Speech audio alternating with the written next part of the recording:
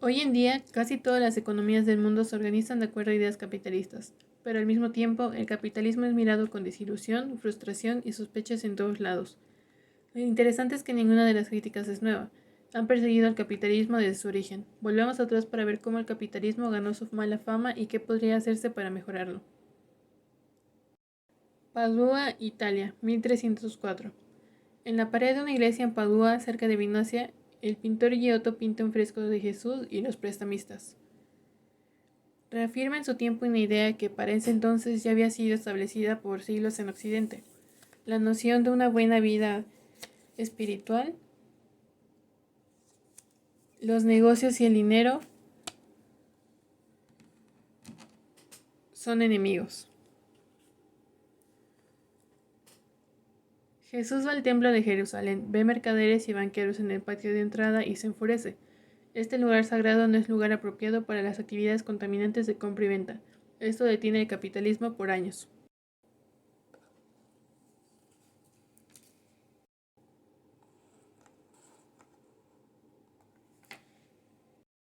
Venecia, 1450.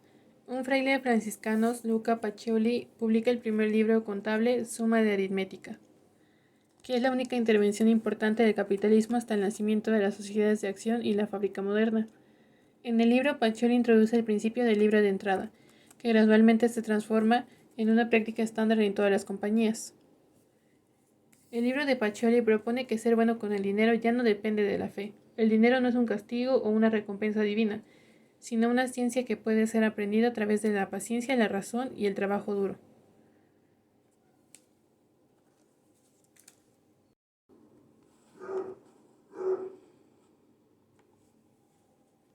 Geneva, 1555. En poderosos sermones a sus congregados en Ginebra, el protestante John Calvin enfatiza a una audiencia suiza la importancia de lo que empezó a conocer como las virtudes protestantes: trabajo duro, autonegación, paciencia, honestidad y deber. Estas resultaron ser cualidades extremadamente útiles para el capitalismo. Calvin, junto con otros oradores que compartían su perspectiva, explican que uno nunca debe ser autoindulgente, ni gastar dinero teniendo una vida lujosa. Uno simplemente tiene que reinvertir en su negocio todo el excedente ganado. Calvin alega que ser bueno en los negocios es mejor visto a los ojos de Dios que ser un guerrero aristocrático o hasta que ser un monje. Tal vez, más que la tecnología, es esta nueva mentalidad la que aceleró el progreso del capitalismo.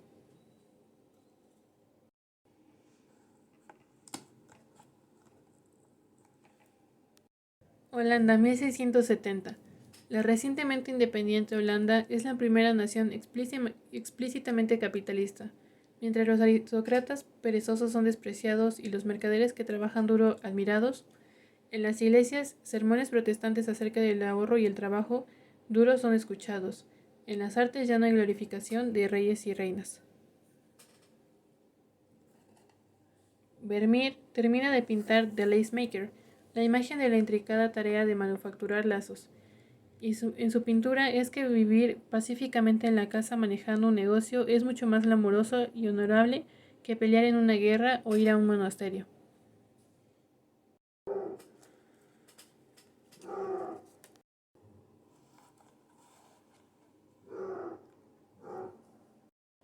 The Strand, Londres, 1776.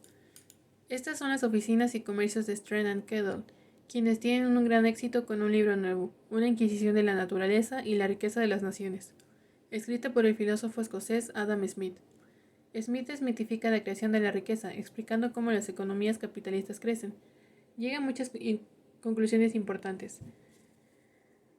La esclavitud es mercadamente ineficiente. La violencia es un céntimo menor que el dinero para un trabajador, y los costos de comprar y mantener esclavos excede de lejos al costo de los salarios. El capitalista ganaría más dinero tratando a sus trabajadores legal y humanamente. Es mediante la especialización de la economía que crece, dice Smith.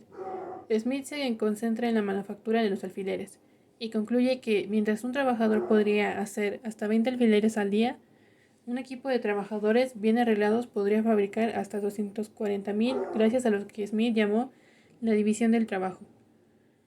Smith también nos dice que el capitalismo está guiado por una mano invisible, maximizando sus propias ganancias. Los individuos inadvertidamente benefician a la sociedad. preveyendo leyes que la gente quiere o necesita. Para Smith no es por la benevolencia del carnicero, cervecero o panadero que esperamos nuestra cena, sino por su preocupación en sus propios intereses. Estas ideas removieron la sospecha moral de que alguna vez rodeó el capitalismo, pero no todas serían persuadidas.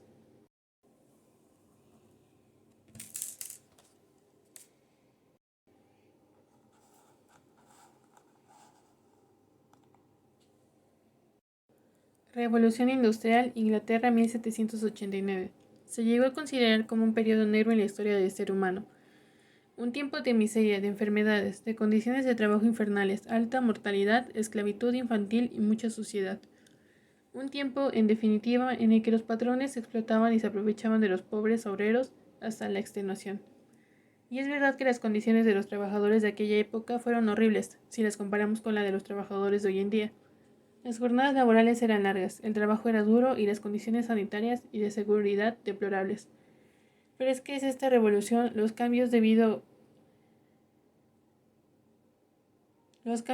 desde entonces hasta hoy son el resultado lógico de un proceso que se sustenta en una progresiva acumulación de capital que permite producir más y más. Lo relevante, por tanto, es que antes de la revolución industrial, las condiciones de vida eran aún peores y lejos de la leyenda popular, esta revolución representó un gran salto en términos de bienestar para la inmensa mayoría.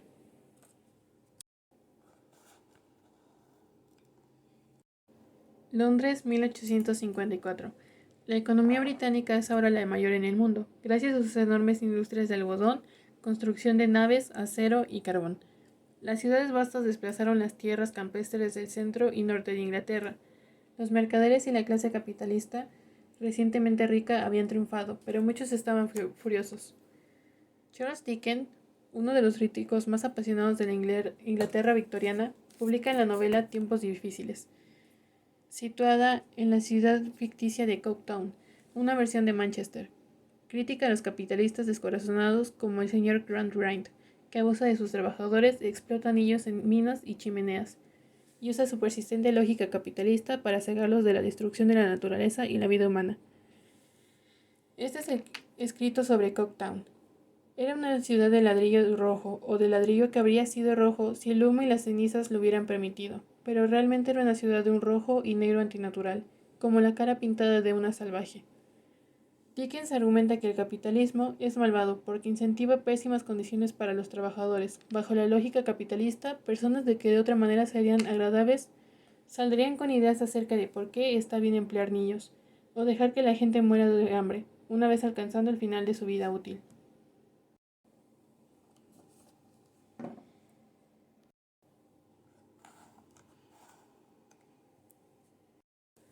Londres, 1860.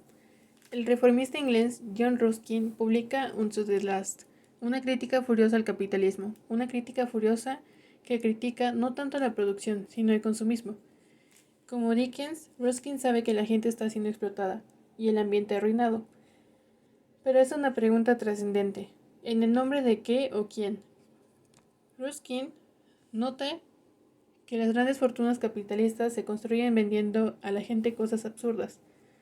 Platos lujosos, servilletas, sombreros, pero hace otra pregunta. Dice que todo el sufrimiento de las fábricas de algodón en Manchester están siendo alimentadas por nuestros apetitos, por playeras baratas con cuellos delicados. Estamos arruinando nuestras vidas por estupideces. El dinero no solo debe ganarse de manera moral, sino que debe gastarse de manera moral en las cosas verdaderamente buenas y nobles que los humanos necesitan. Él contrasta la belleza de Venecia con la fealdad de la Inglaterra moderna para mostrar su punto.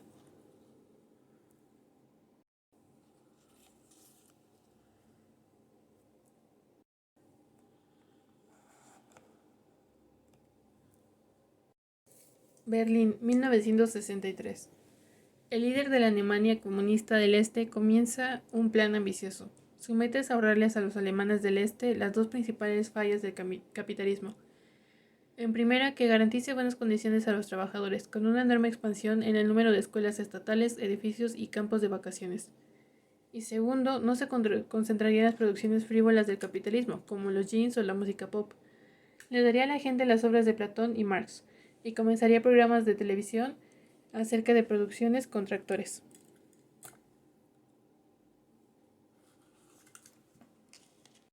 Alemania 1976. Las fallas fatales del comunismo llegan a un pico en Alemania, con una manifestación masiva por la no disponibilidad de café. Los alemanes del este aman tomar café, pero un gran aumento global en los precios significó que la República Democrática Alemana ya no podría pagar importarlo en las cantidades necesarias. El Politburo decide sacar el café de los negocios y reemplazarlo con café mezclado, que es 51% café y 49% de relleno, incluyendo chicory, centeno y azúcar de remolacha. La insatisfacción tuvo que ser reprimida con el uso de la policía secreta. Es un tributo inadvertido al capitalismo, que es especialmente bueno proveyéndonos con los pequeños lujos de la vida.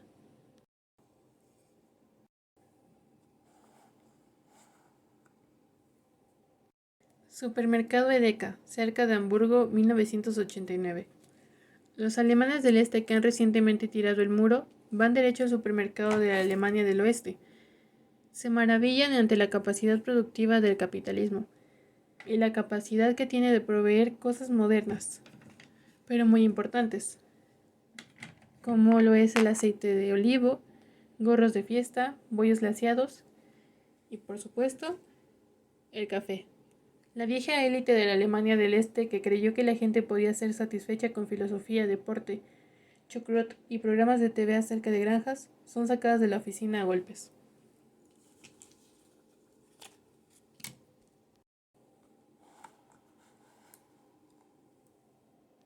Seattle, Estados Unidos, 1999.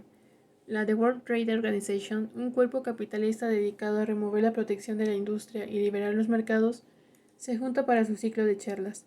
10 años desde la caída del comunismo y después de una década de crecimiento económico sin precedentes. Pero, aunque los políticos están de humor, en las calles, cientos de miles de protestantes anticapitalistas se juntan para ponerle fin a las inequidades del capitalismo global. Las quejas son muy semejantes a las hechas por Jesucristo. El capitalismo no cuida de los productores y el capitalismo subestima la importancia del propósito espiritual de la vida a cambio de las hamburguesas, ropa insostenible barata y medios masivos distrayentes. Con sus barbas y sus figuras de oro, muchos de los protestantes lucen un poco como las representaciones renacentistas de Jesús. La policía tuvo que tomar mano dura y disparó, tirando gas lacrimógeno a la gente, arrestó a 2.000 personas y llamó a la Guardia Nacional. La protesta muestra que además de los ganadores del capitalismo, hay un ejército enorme de ricos y los enojados van más sentidos en Jesús, Dickens y Ruskin que además Smith o Bill Clinton.